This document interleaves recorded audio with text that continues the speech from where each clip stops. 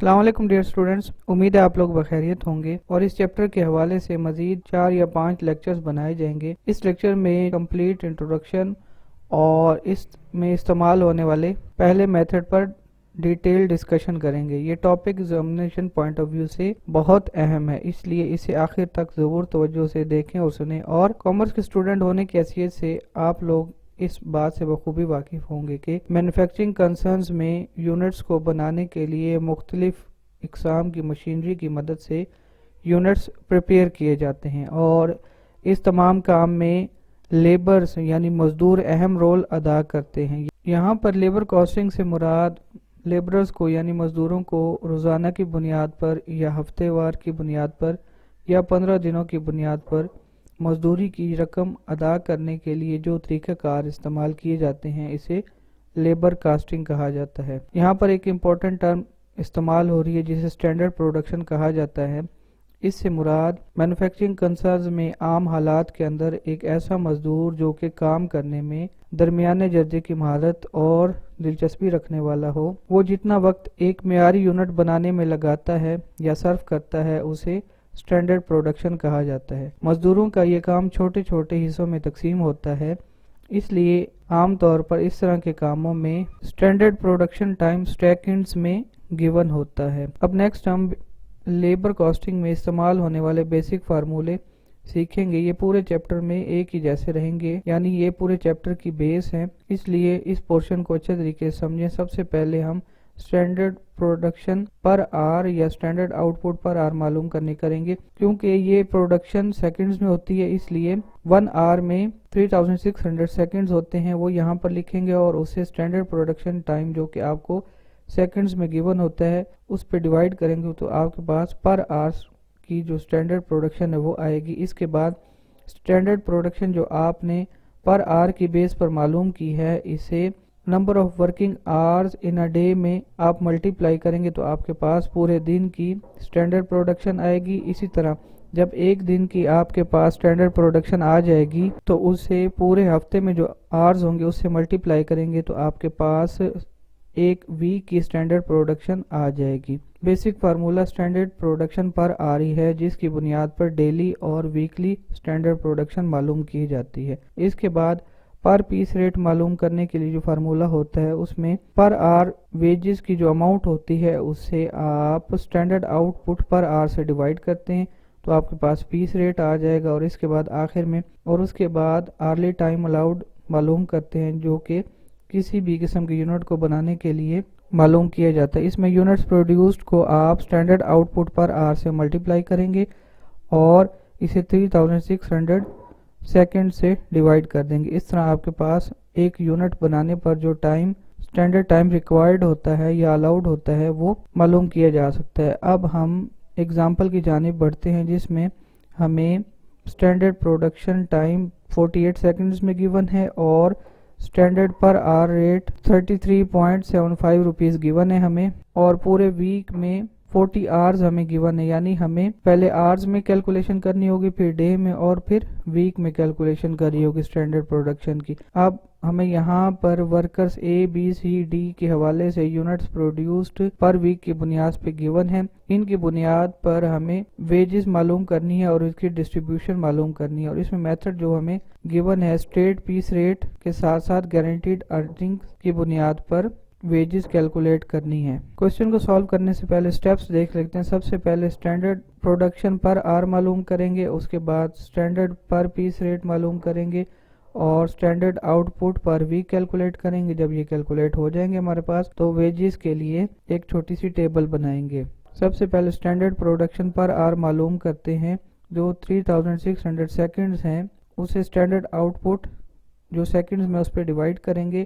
3600 seconds کو ہم divide کرتے ہیں 48 سیکنڈز پر جو کہ ہماری اسٹینڈرڈ پروڈکشن ہے جو ہمیں کوسچن میں گیون ہے۔ اس طرح 75 پیسز آئیں گے آپ کے پاس جو کہ ایک آر میں ایک لیبرر کو کمپلیٹ کرنے ہیں۔ اس کے بعد ہم اسٹینڈرڈ پیس ریٹ معلوم کریں گے، اس میں ہمیں آرلی پیمنٹ گیون ہے 33.75، اسے آرلی آؤٹ پٹ پہ ڈیوائڈ کریں گے۔ آرلی آؤٹ پٹ پہلے فارمولے میں ہم نے معلوم کیا 75 پیسز، ان کو نیٹ کریں گے تو ہمارے پاس اسٹینڈرڈ پیس ریٹ 0.45 روپیز آئے گا، یعنی ایک यूनिट बनाने पर, एक पीस बनाने पर एक लेबरर को 0.45 पैसे की अमाउंट मिलेगी। अब नेक्स्ट हम वीकली आउटपुट मालूम करने की कोशिश करते हैं, क्योंकि हमें वेजेस वीकली बेसिस पर कैलकुलेट करने के लिए कही गई हैं, इसलिए इसे हम टोटल आवर्स जो हमारे पास वीक में मौजूद हैं जो कि 40 आवर्स हैं, इसे आर्ली प्रोडक्शन से मल्टीप्लाई करेंगे तो आपके पास 3000 पीसेस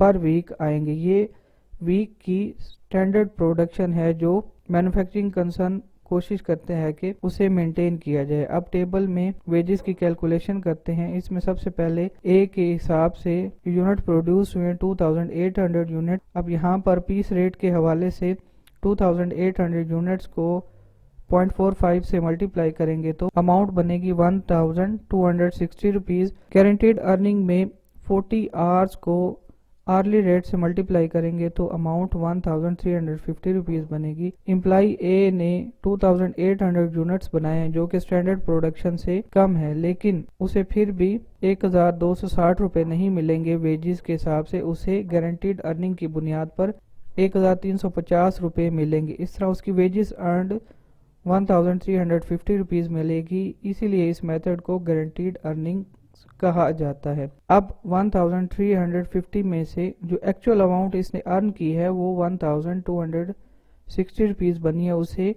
वर्क इन प्रोसेस में डाल देंगे और इन दोनों का जो डिफरेंस बनेगा यानी 1350 रुपीज में से 1260 रुपीज को माइनस करेंगे तो 90 रुपीज आएंगे। ये इसको एक्सेस पेमेंट दी जा रही है गारंटीड अर्निंग्स की वजह से, तो इसे फैक्ट्री ओवरहेड में शामिल कर दिया गया है। इसके बाद हमें एम्प्लॉई बी की एक्चुअल प्रोडक्शन 3000 यूनिट्स की गिवन है। ये प्रोडक्शन स्टैंडर्ड प्रोडक्शन के बिल्कुल बराबर है, इसलिए 3000 यूनिट्स को हम 0.45 जो कि पर पीस रेट है इसे मल्टीप्लाई करेंगे तो हमारे पास 1350 रुपीज़ आएंगे। गारंटीड अर्निंग की अमाउंट भी यही सेम बनती है, इसलिए इसकी वेजेस अर्न भी 1350 रुपीज़ बनेगी। यहाँ पर क्योंकि इसने स्टैंडर्ड प्रोडक्शन के हिसाब से अमाउंट अर्न की है, इसलिए सारी की सारी अमाउंट वर्क इन प्रोसेस में शामिल कर देंगे।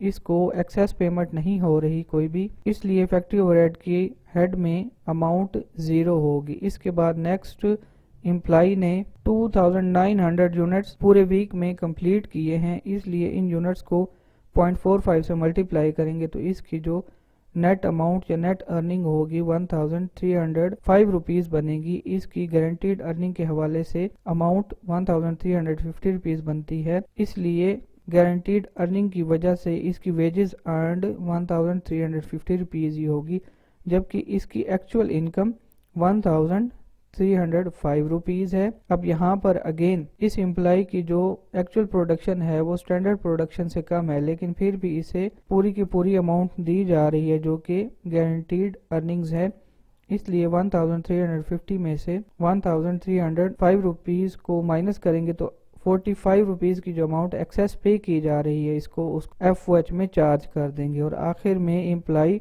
डी के हवाले से हमें प्रोडक्शन गिवन है जो कि 3200 यूनिट्स है। पीस रेट अर्निंग में हम 3200 यूनिट्स को 0.45 से मल्टीप्लाई करेंगे तो इसकी अर्निंग 1440 रुपीज़ बनेगी, जबकि इसकी गारंटीड अर्निंग्स 1350 रुपीज़ बनी है। ये चारों एम्प्लॉइज़ के हवाले से सेम रहेगी। अब इसकी जो वेजेस अर्नड है वो गारंटीड अर्निंग से ज़्यादा है, क्योंकि इसने ज़्यादा यूनिट्स प्रोड्यूस किए हैं स्टैंडर्ड प्रोडक्शन, तो इसलिए सारी की सारी जो अमाउंट है 1440 रुपीज़ की वर्क इन प्रोसेस में पुट करेंगे। इसको एक्सेस अमाउंट पे नहीं हो रही, इसलिए FOH के अकाउंट में नील की अमाउंट आएगी, यानी ज़ीरो अमाउंट होगी। इस तरह हम इन सब को प्लस करेंगे। अपना और इस चैनल का ख्याल रखिएगा। अल्लाह हाफिज़।